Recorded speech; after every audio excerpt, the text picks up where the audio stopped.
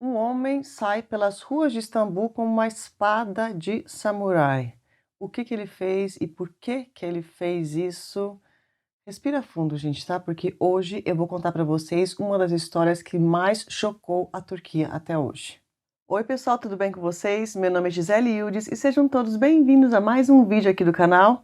Hoje, então, a história que eu tenho para trazer para vocês é uma história que choca demais, tá? E vai dar um nó na cabeça de vocês, assim como deu na minha. E todos que estavam aqui na Turquia também ficaram, assim, abismados. Por que que aconteceu isso? Como que aconteceu? E eu vou contar para vocês todos os detalhes do início ao fim, tá? Porque nós temos também já o julgamento e a finalização. Nós temos a condenação do suspeito aqui que fez toda essa coisa horrorosa. Então fica até o final do vídeo para saber de todos os detalhes e não esquece de curtir o vídeo para mim, por favor, logo agora no início, pois me ajuda bastante na divulgação aqui do canal. Então, antes de contar para vocês exatamente o que aconteceu, né, eu vou dar aqui um histórico da vida da Başak Cengiz. Ela era uma mulher de 28 anos de idade, ela era arquiteta e estava noiva, estava tudo certo para ela se casar. Ela e o noivo dela estavam bem felizes e como vocês conseguem ver nas fotos dela aqui, nossa, ela era uma mulher muito linda, mas muito linda mesmo. Bom, ela morava em Ankara e ela trabalhava numa empresa de construção e essa empresa então envia ela para Istambul para uma viagem bem rápida, seriam somente 4 dias que ela teria que ficar lá. Eles hospedam ela na parte asiática de Istambul. Para quem não sabe, Istambul é uma cidade que fica em 2 continentes, né? Nós temos a parte europeia, que é essa parte aqui, e a parte que fica na Ásia. Então ela estava hospedada ali no bairro de Ataşehir. E no dia 9 de novembro de 2021, ela sai do hotel, então, e vai para uma reunião de negócios. Bom, a Başak, então, terminou a reunião de negócios e ela voltou a pé para o hotel dela. Ela estava numa rua que era relativamente movimentada, tá?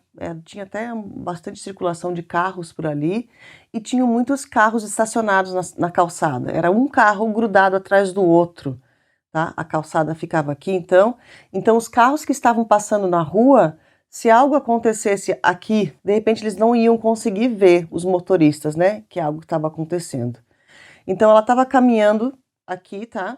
Aqui imagino que são os carros estacionados e o que ela não sabia é que tinha um cara atrás dela. E esse cara estava com uma espada de samurai de aproximadamente 75 centímetros de comprimento. Ele vem então atrás dela ali na calçada e sem falar nenhuma palavra, ele começa então a atacar ela por trás. Assim que ela recebe o primeiro golpe, ela já vira, né, e tenta então se defender daquilo ali que ela não estava nem entendendo o que estava acontecendo. Mas ele continua então atacando ali ela e ela cai no chão. Nessa que ela cai no chão, ela começa a chutar ele, sabe, com a perna assim. Eu acredito, por causa do exame depois do médico legista, que ela de repente não usou os braços porque ela tinha muitos ferimentos, principalmente no ombro direito dela. Então, acredito que ela não estava nem conseguindo mexer os braços ali. Então, ela no chão, ele atacando e ela gritando muito. Nessa que ela começou a gritar, tinha um pedestre andando, um homem, tá? Do outro lado da calçada. E ele conseguiu escutar a mulher gritando e falou: Meu, vou lá ver o que que é, né? Que isso? Vou tentar ver, ajudar essa mulher.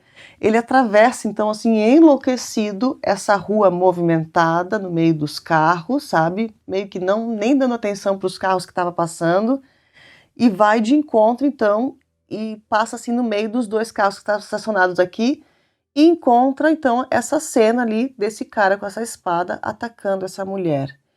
Ao mesmo tempo que ele está atravessando aqui a rua enlouquecido, um outro motorista que deve também ter visto essa confusão também já parou o carro ali no lugar. Nesse tempo que ele chegou, que o pedestre chegou ali, ele conta que o cara que estava com a espada já olhou para ele e falou: Não, chega aqui perto, hein? Senão eu vou atacar você também. E ele falou que ele congelou, né? Primeiro pela cena que ele estava vendo, segundo pela ameaça dele. Então você vê que ele fica meio parado ali sem saber o que fazer. esse outro carro já tinha estacionado e segundos depois que isso tudo estava acontecendo, vem também uma moto enlouquecida do outro lado da segunda pista aqui então e atravessa aqui também e para atrás desse carro estacionado.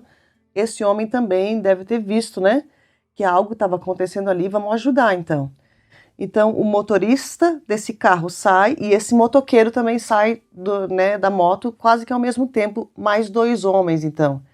Assim que esses 2 homens passam ali nesse carro estacionado e chegam ali na cena, então o cara que estava com a espada de samurai, de repente vendo então que tinham mais 2 homens ali, ele já recua e sai correndo ali do local. Bom, esses 3 homens então tentam socorrer ela, chamam a ambulância chega rapidamente no local, mas infelizmente aqueles segundos ali com uma espada de samurai gigante, né, foi suficiente para fazer muito estrago nela e ela deu seus últimos suspiros ali na calçada. Başak Cengiz então perde a vida nesse dia 9 de novembro de 2021, ela tinha somente 28 anos de idade. E logo então depois é claro que a polícia é acionada e não foi muito difícil de capturar esse suspeito não. Por quê? Ele morava muito perto da onde tudo aconteceu ali. E além disso também, essa cena toda tinha uma câmera ali na rua que, né, filmou tudo. Agora a pergunta que fica, né? Por que que ele fez essa maldade? Quem que era esse homem? Qual era a relação dele com essa mulher? Tudo eu vou responder para vocês aqui nos próximos minutos do vídeo, então. O nome dele é Can Göktuğ Boz. Ele tinha 27 anos quando tudo aconteceu. Ele era estudante, fazia 2 faculdades ao mesmo tempo. Ele fazia uma faculdade presencial e uma online também. Ele gostava muito de frequentar a academia. Ele é filho de um engenheiro e de uma advogada. Os pais dele se divorciaram há muitos anos. E então, depois que eles se divorciaram, ele foi morar com o pai dele e a mãe meio que perdeu o contato com o filho. Mas depois de um tempo, ele vai então morar sozinho e quando tudo aconteceu, ele estava morando então nesse complexo de apartamentos ali, sozinho, nos últimos 3 anos antes de tudo acontecer. Na verdade, esse cara aqui, ele era um filhinho de papai, tá? Vamos falar a verdade, ele era um filhinho de papai, tá? Então tinha tudo ali, ele era mais ou menos classe média alta, não tinha nenhuma dificuldade financeira, nem nada, papai pagava tudo, aquela história toda, tá? Então ele foi capturado rapidamente pela polícia, a polícia chegou no apartamento dele, ele resistiu à prisão, os policiais então têm que colocar ele no chão, algemar ele à força, tal.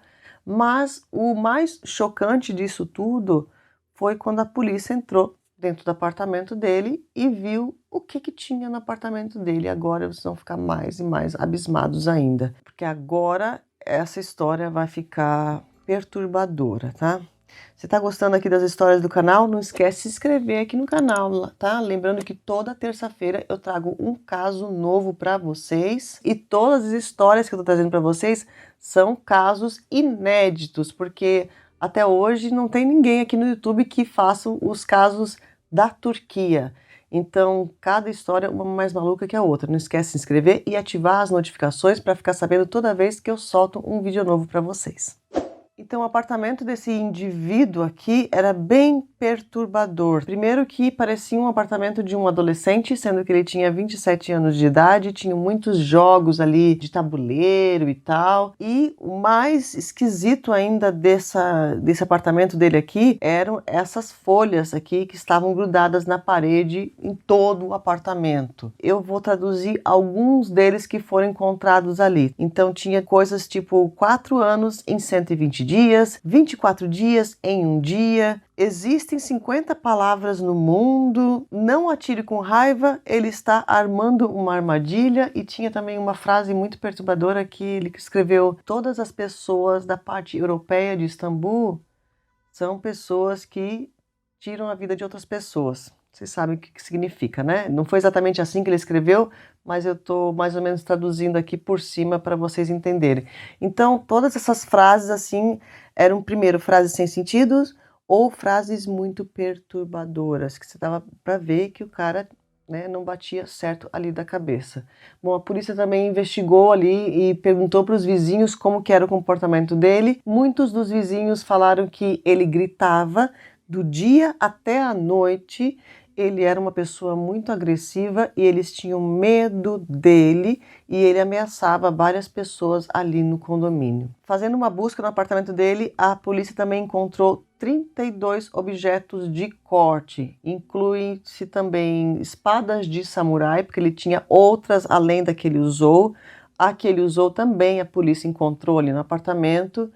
E fora isso tinham facões e tinha essas facas de doner, que é um sanduíche aqui de rua que a gente come aqui muito na Turquia. Você só compra essa faca se você trabalha em um restaurante desse, sabe? Se você não trabalha, você não tem uma faca dessa em casa. Então, tinham também facas de caça, então tudo foi apreendido ali pela polícia, mesmo porque muitos desses objetos você não pode ter dentro de casa, principalmente as espadas de samurai. Tá? O que levou também ele a uma condenação extra no final da sentença que eu vou dar para vocês no final desse vídeo. Bom, que ele é louco, que ele não bate bem da cabeça, a gente já entendeu, né? Pelas fotos aqui do apartamento dele e por ele sair ali com essa coisa, né, na rua. Mas agora resta a gente a saber por que que ele fez isso exatamente e qual que era a ligação dele com essa mulher. Bom, então agora eu vou trazer para vocês a confissão dele. Ele fala então que nesse dia 9 de novembro ele foi para a academia e voltou para casa. E ele estava com mau humor e estava muito irritado. E ele fala que o diabo falou com ele. Ele fala então que o diabo mandou ele tirar a vida de alguma pessoa e depois era para ele tirar a sua própria vida também. Então ele fala que ele começa a ficar pensando, né? Tá, vou tirar a vida de uma pessoa, então eu vou tirar a vida de uma mulher.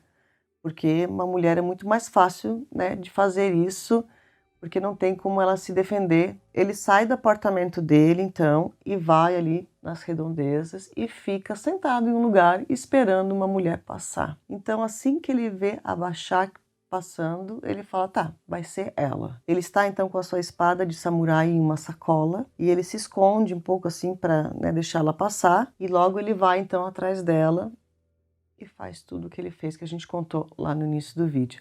Depois que tudo acontece, então, ele diz que ele foge, correndo a pé mesmo, e fica aproximadamente 30 minutos pelas ruas e volta normalmente para casa. Tem a imagem dele voltando para casa também. Essa imagem aqui é do prédio, tá? Onde ele morava. Ele chega em casa normalmente e lava a faca lá na pia do banheiro, troca as calças e as cuecas, parece que tinha sangue ali, né? Então troca as calças e senta e fica ali, normalmente como se nada tivesse acontecido. Bom, logo depois, então, a polícia chega e prende ele. Depois que ele foi preso, então, lembra que a mãe dele era advogada? A própria mãe dele pega o caso para defender o filho. Então, a mãe fala que ele foi tratado com psicólogos desde os 14 anos de idade, ele tinha acompanhamento lá, mas que nos últimos 2 anos ela ficou sabendo, né, que ele não estava fazendo o acompanhamento com o psicólogo e nem tomando os remédios também que ele precisava tomar. Ela só ficou sabendo disso porque, na verdade, ela não tinha uma relação ali com o filho mais. Depois que ela se separou do marido, que eles se divorciaram, então, o filho dela foi morar com o marido e existiu alguma desavença ali que não foi explicado aqui para a mídia, né, e tal, mas ela não tinha contato mais com esse filho. E ela fala também que uns 7 anos antes de tudo acontecer, ele tinha tido algum problema lá com substâncias ilícitas e ele ficou em tratamento durante 17 dias. Logo então que ele é preso, ela pede para que ele seja então transferido para um hospital psiquiátrico para sair então da prisão. Mas esse pedido dela foi negado assim automaticamente pela justiça. Falou, não, vai ficar lá preso até o dia do julgamento. Então ela fica somente alguns dias com o caso dele, na verdade, tá? E logo depois ela sai, ela fala, não, eu vou desistir, eu amo muito meu filho, mas eu não posso defender ele, porque eu não consigo parar de pensar nessa menina e na família dela que teve todo esse sofrimento. E o pai também contou na época que ele ia quase que todos os dias jantar com o filho dele lá. E esse pai falava que todos os dias que ele se encontrava com o filho, então ele pedia para o filho para ele não comprar mais as espadas que ele comprava pela internet e tal, né? E que parasse com isso, mas que não conseguia então ali interferir de uma certa forma na vida do filho. Bom, logo que inicia o julgamento, então ele está com um novo advogado e ele continua, esse advogado aí, pedindo para que seja feita a avaliação psicológica. Ele mesmo, o advogado, apresenta os documentos, né, desses psicólogos aí que trataram dele alguns anos atrás, e o tribunal fala, não, a gente não aceita esses documentos aí, porque está tudo desatualizado. Nós mesmo, o tribunal aqui, nós vamos pedir uma nova avaliação psicológica. Então, o laudo voltou falando que ele estava em plena consciência do que ele estava fazendo naquele dia. Então, ele deveria sim ser julgado como uma pessoa normal e não poderia ser enviado, ao invés disso, para o hospital psiquiátrico. Bom, ele continua ainda tentando se defender, ele ainda fala que, olha, eu não tenho nenhum problema mental, mas teve muitos médicos que falaram que tem alguma coisa errada aqui dentro do meu cérebro, não sei o quê, enfim, isso tudo não colou, tá? A mãe dela também foi chamada ali para depor e ela deu um depoimento muito emocionante e ela fala também da questão do diabo. Lembra que ele falou que o diabo que me mandou, né, tirar a vida de uma pessoa? Ela falou assim, tá, mas se o diabo então pediu para você tirar uma vida de uma pessoa e depois para você tirar a sua própria vida, porque foi isso que ele te pediu, por que você ouviu ele só na hora de tirar a outra vida? Então, quando é com você, você não escuta o diabo, mas quando é com os outros, tá tudo bem. Isso foi ótimo, assim, para fechar o caso, sabe? Então, tudo aquilo, né? Os vizinhos também deram depoimento e logo depois, então, alguns meses, já sai a sentença. A sentença dele saiu no dia 22 de abril de 2022. Saiu agora, né? Foi fechado agora esse caso.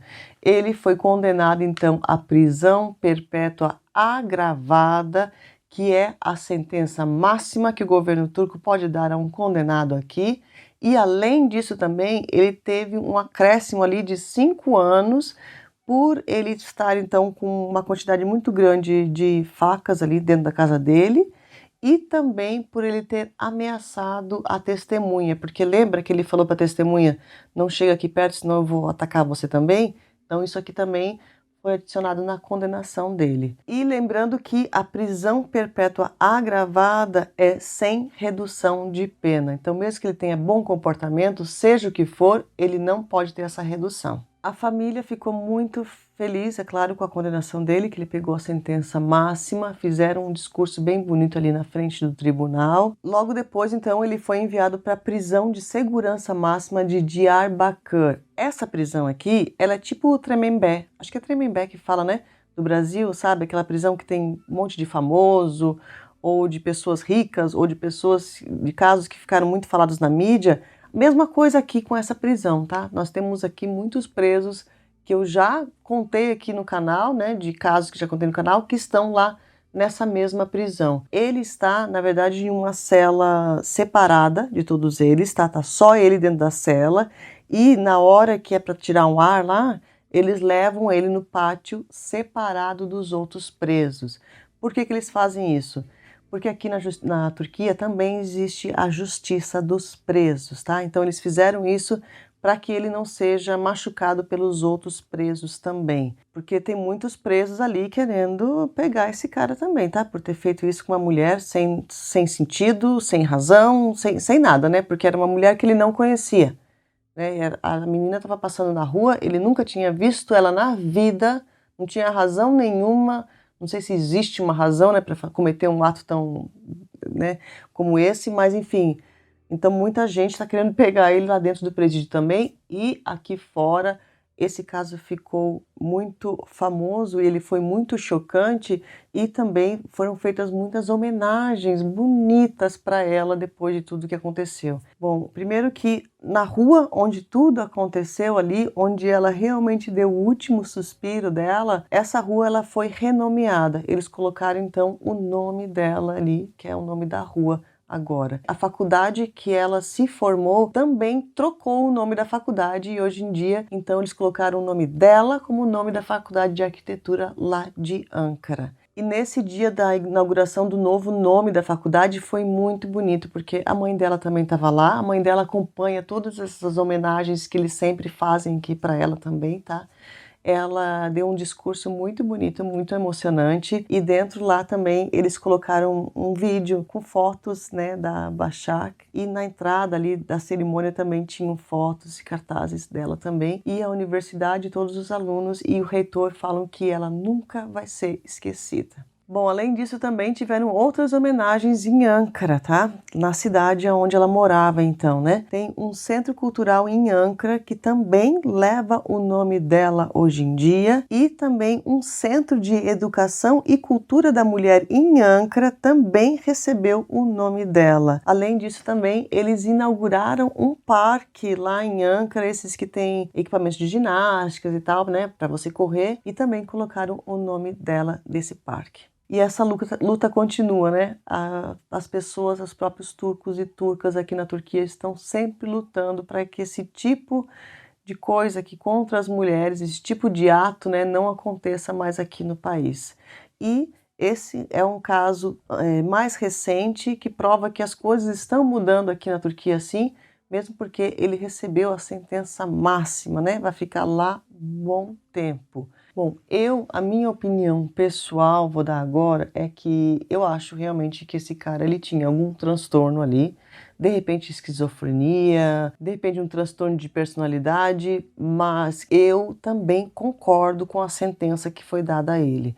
Porque se joga ele para um hospital psiquiátrico, ele fica lá em tratamento, finge que está bem, não sei o quê, e já é liberado. Mas jogando ele na prisão, a história é outra. Então ele não tem como ele sair de lá, entendeu? Então eu concordo com a sentença, eu acho que esse tipo de pessoa já, não sei, na minha opinião, tá? Não tem mais salvação, não precisa mais estar vivendo aqui na nossa sociedade, na mesma rua que meu filho caminha também. Acho sim que tem que ficar trancado lá. Uma pessoa como essa, que sai e faz uma coisa assim com uma pessoa que ele não conhece, que ele nunca viu na vida, que ele não tinha razão nenhuma de estar fazendo aquilo, eu não acredito que tenha mais salvação. Me perdoem, tá? Psicólogos de plantão, também deixe sua opinião aqui. Bom, esse é o vídeo de hoje. Não esquece de compartilhar essa história. Fiquem sempre atentas ao perigo, porque ele pode estar na esquina. Essa história é uma prova real de que essa frase é uma verdade, né? O perigo pode estar na esquina e ele estava e ela nem sabia. Um beijo grande, eu vejo vocês no próximo vídeo.